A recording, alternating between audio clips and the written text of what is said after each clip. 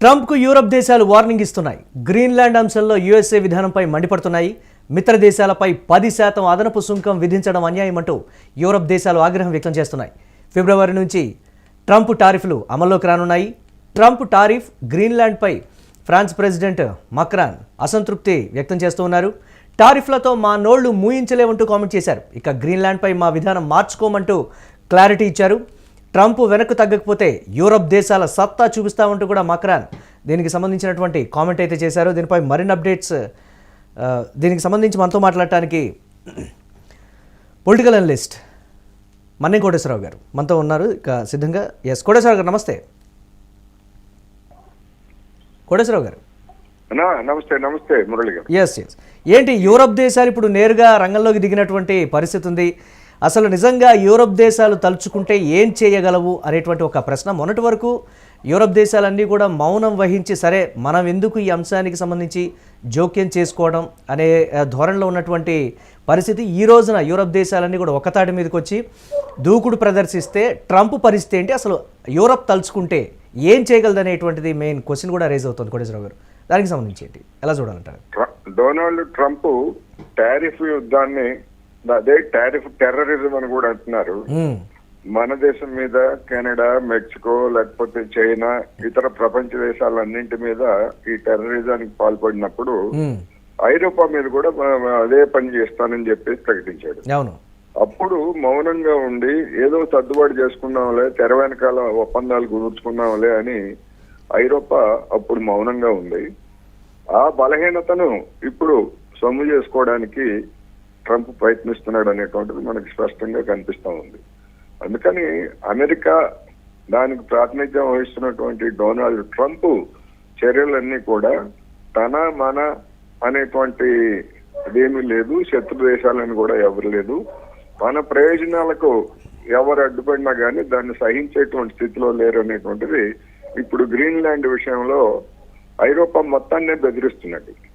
అంటే తోటి నాటో దేశాలనే బెదిరిస్తున్నాడు అంటే ఆ పెద్ద మనిషి దేనికైనా సిద్ధపడతాడు అనేటువంటిది మనకి స్పష్టంగా కనిపిస్తూ ఉంది. అంటే దీనికి సంబంధించి యూరప్ ఇప్పుడు నేరుగా రంగంలోకి దిగడంతో ఏం జరగబోతోంది అనేటువంటి ఒక క్వశ్చన్తో పాటుగా దీనికి సంబంధించి ఇంకా ట్రంప్ వర్సెస్ యూరోపియన్ కంట్రీస్ లాగా మారిపోయినటువంటి ప్రజెంట్ సిచ్యువేషన్ ఎక్కడ దాకా వెళ్ళి ఆగుతుందనంటే ఏం చెప్తారు మీరు?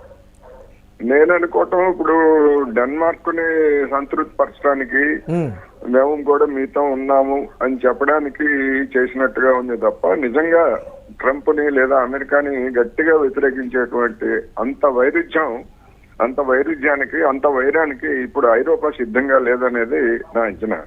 ఎందుకు అంటే కొన్ని మిత్ర వైరుధ్యాలు ఉన్నాయి అమెరికా మధ్య, ఐరోపా మధ్య, కానీ అవి శత్రు వైరుధ్యంగా అంటే డి అనే విధంగా మారేటువంటి పరిస్థితి ఇప్పటికైతే లేదు.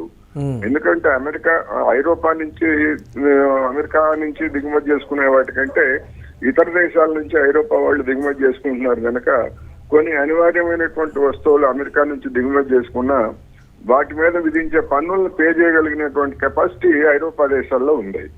అందుకని వాళ్ళు చూసి చూడనట్లుగా వ్యవహరించారు ఇప్పటి వరకు.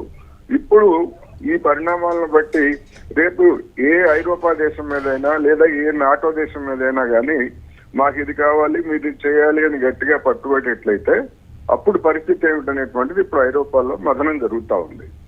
దాని రియాక్షనే ఈ వ్యతిరేక ప్రకటనలు లేకపోతే వ్యాఖ్యలు అనేది మనం అర్థం చేసుకోవాలి. అంటే యూరోపియన్ యూనియన్లో కూడా కొన్ని భిన్నమైనటువంటి వాదనలు కూడా వినిపిస్తూ ఉన్నటువంటి పరిస్థితి. పైకి చెప్తున్నప్పటికీ కూడా కొన్ని అంతర్గతంగా కొన్ని డిస్కషన్స్ కావచ్చు, ఇప్పుడు ఇది ఎందుకులే అనేటువంటి ఒక ధోరణి కొన్ని దేశాల్లో ఉన్నటువంటి పరిస్థితి ఉంది యూరోపియన్ యూనియన్లోనే అనేటువంటి మాట. దీని ఎలా చూడొచ్చు? వాస్తవం అది. అందుకనే ఆ బలహీనతను గమనించే ట్రంప్ ఇప్పుడు ఎక్కడ నొక్కాలో అక్కడ నొక్కుతున్నాడు. ఇప్పుడు గ్రీన్లాండ్ ఇప్పుడు ఐరోపాలో ఉక్రెయిన్ విషయంలోనే ఐరోపా దేశాలన్నీ కూడా ఒక దారికి వచ్చి కావాలంటే కొంత భూభాగాన్ని ఇచ్చేసుకోండి అన్నట్టుగా అవి కూడా ఉన్నాయి, పైకి వ్యతిరేకించాయి ఉక్రెయిన్ విషయంలో.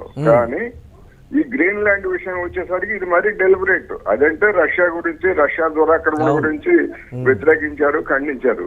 కానీ ఇప్పుడు ఏమి లేకుండానే నేను ఆక్రమించుకోకపోయినట్లయితే రష్యా వాళ్ళు, చైనా వాళ్ళు ఆక్రమించుకుంటారనేటువంటి పేరుతోటి ట్రంప్ చేస్తున్నటువంటి దురాగతాన్ని అడ్డుకోకపోతే ఇక ఎట్లా అనేటువంటి పరిస్థితి వాళ్ళకి వస్తుంది.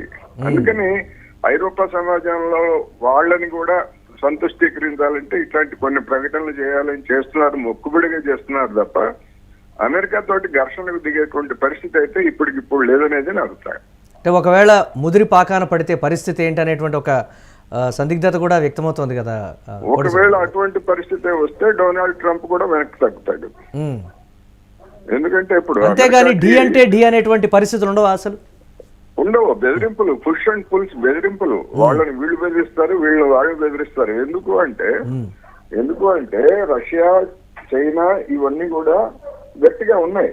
గట్టిగా ఉన్నప్పుడు వీళ్ళకి ఇంకా ఐరోపా అమెరికాని వ్యతిరేకిస్తే ఐరోపా ఎవరి వైపు వెళ్ళాలి అనేటువంటి ప్రశ్న వెంటనే తలెత్తుతుంది. మరి రష్యా వైపు వెళ్తారా, చైనా వైపు వెళ్తారా అనేటువంటిది ఒకవేళ వెళ్ళేట్లయితే అక్కడ ఉన్నటువంటి జనానికి ఏం చెప్తారు వీళ్ళు? రెండవ ప్రపంచ యుద్ధం నుంచి రష్యా, సోవియట్ యూనియన్ ని లేకపోతే చైనాను బూచిగా చూపినటువంటి వాళ్ళు ఇప్పుడు మళ్ళా దాంతోనే వెళ్తారా? ఇవన్నీ ప్రశ్నలు.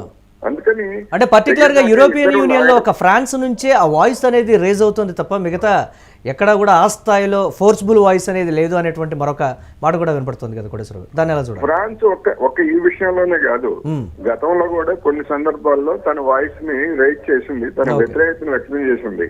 అది కూడా ఒక లిమిట్ వరకే. ఇప్పుడు మనం కుక్కని ఒక గొలుసు కట్టి వదిలితే ఒక పరిధి వరకు అది కేకలేస్తా ఉంటుంది, అంతకు మించి వెళ్ళదు కదా. అవును.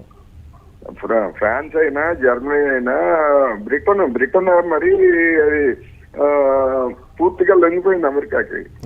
ఐరోపాలో బ్రిటన్ అనేటువంటిది ఒక ఏజెంట్ అని కదా వాళ్ళ లెక్క ఐరోపా యూనియన్ లో. అందుకని ఆ విధమైనటువంటి బలహీనతలు ఉన్న కారణంగానే అమెరికా ఇప్పుడు ట్రంప్ తమ పెత్తనాన్ని ప్రదర్శించుకోవడానికి చూస్తున్నారు. అంటే గ్రీన్లాండ్ విషయంలో ఫైనల్ విన్నర్ అమెరికానే అవ్వబోతోంది అనేటువంటి సిగ్నల్స్ ఏమంటారు ఇవన్నీ? అంటే బలవంతంగా ఇప్పుడు డెన్మార్క్ లేదా గ్రీన్లాండ్ వాటి యొక్క అభ్యంతరాలను తోసిపుచ్చి సైన్యాన్ని పంపించి స్వాధీనం చేసుకుంటే చేసుకోగలదు, అదేం పెద్ద సమస్య ఏం కాదు. కానీ దాంతో వచ్చేటువంటి రిపర్కషన్స్ లేదా ఇతర దేశాలు, ఇతర ఖండాల్లో ఉన్నటువంటి చిన్న చిన్న దేశాలన్నీ కూడా అలర్ట్ అవుతాయి. ఓహో, ఈ అమెరికా వాడు ఈ విధంగా ఉంటాడు, మనం ఏం చేయాలా ఏమిటి అనేటువంటిది ఇప్పుడు మనం చూస్తున్నాం. మన దేశానికి సంబంధించినటువంటి 2 ఉదంతాల్లో మన బలహీనత ఏమిటనేటువంటిది ఇప్పుడు ట్రంప్ అర్థమైంది. ఏమిటి? వెనుజులాని మనం గట్టిగా ఖండించలేదు, ఇరాన్ విషయంలో మనం గట్టిగా ఖండించలేదు. మన జనం మీరు వెనక్కి రండి. అది మరీ అన్యాయం ఏంటంటే మనం గతంలో ఉక్రెయిన్ లేదా ఇతరత్ర సందర్భాల్లో మనం ప్రత్యేక విమానాలు పంపించి భారతీయులను మనం వెనక్కి తీసుకొచ్చాం. కానీ ఇరాన్ విషయంలో అలాంటి ప్రత్యేక విమానాలు పంపలేదు, మీ కత్తులు మీరు పెట్టుకు చావండి అని చెప్పారు తప్ప అది కూడా చేయలేదు. ఎందుకు అంటే అక్కడ ఎక్కువ మంది ముస్లింస్ ఉన్నారు. ఇరాన్ వెళ్ళినటువంటి వాళ్ళల్లో ఎక్కువ మంది ముస్లింస్, ఇతరులు కూడా ఉండుంటారు. కానీ మరి ఉక్రెయిన్ కి ఒక ప్రమాణం, ఇరాన్ కి ఒక ప్రమాణం. అక్కడేం ప్రత్యేక నేనే యుద్ధం ఆపించాను ఆయన మన ఇద్దరికి చెప్పి, పుతిన్ కి చెప్పి అని చెప్పేసి అప్పుడు గొప్పలు చెప్పారు. ఇప్పుడు ఏం మాట్లాడలేరు, జనాలు వచ్చేస్తున్నారు. ఏం ప్రాణభయం కదా ఎవరికైనా. అందుకని ఇట్లాంటి బలహీనతను ప్రదర్శించడానికి కారణం వల్లనే ఐరోపా ఇవాళ ఆ విధమైనటువంటి అంటే ప్రపంచ దేశాల అంటే గ్రీన్లాండ్ విషయంలో ప్రపంచ దేశాల మౌనమే ట్రంప్ ఈ విధంగా ప్రవర్తించడానికి కారణం అనేది ఒక మాట అయితే, మిగతా ఇతరత్ర చిన్న చిన్న దేశాల మీద కూడా దీనికి సంబంధించి అమెరికా కన్ను పడింది. ఆ దేశాల విషయంలో కూడా మౌనంగా వహిస్తే ఆ దేశం మౌనంగా ఉండొచ్చు, మిగతా దేశాలు వాయిస్ రైజ్ చేయకపోతే రాబోయే రోజుల్లో ఇది మరింత విపరీత ధోరణికి ఛాన్సెస్ ఉన్నాయనేటువంటి ఒక మాట. దాన్ని ఎలా చూడాలంటారు? ఇప్పుడు గ్రీన్లాండ్ విషయంలో అమెరికాని బూచిగా చూపించాడు. రేపు మన బంగ్లాదేశ్ లో ఉన్నటువంటి చిట్టగాంగ్ కొండలో ఉన్నటువంటి ఐలాండ్ లేదా ఆ ప్రాంతాన్ని మాకు ఇవ్వండి, లేకపోయేట్లయితే మీ మీద భారతదేశం, చైనా వాళ్ళు ఆక్రమిస్తారని చెప్పేసి అక్కడ బలవంతం చేస్తే బంగ్లాదేశ్ పరిస్థితి ఏంటి?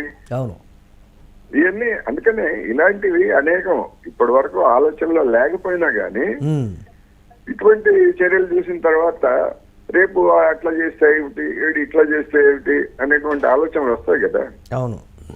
అది మొత్తంగా అమెరికాకి నష్టదాయకం. ఆ నష్టాన్ని కూడా భరించి అంటే బుల్డోజ్ చేసేసి ప్రపంచం జాగ్రత్త పడాలంటారా? ఏం జరగలేదులే అనేటువంటి ఒక కాన్ఫిడెన్స్ తో ఉండొచ్చు అంటారా? మన దాకా రాలేదుగా అనేటువంటి జాగ్రత్త పడాలి. ఎందుకు చెప్తున్నానంటే రెండో ప్రపంచ యుద్ధం చివరిలో జపాన్ దాదాపు లొంగిపోయింది. అయినా కానీ అప్పటికి తయారైనటువంటి అణుబాంబును తీసుకొచ్చి జపాన్ మీద ప్రయోగించాడు అమెరికా వాడు. ఎందుకు ప్రయోగించాడు? జపాన్ ని లొంగ తీసుకోవడానికి కాదు, అప్పటికే లొంగిపోయింది. మా దగ్గర ఇలాంటి ప్రమాదకరమైన బాంబు ఉంది అని ప్రపంచాన్ని భయపెట్టేందుకు ఆ ప్రదర్శన చేశాడు. కానీ తర్వాత జరిగింది ఏంటి?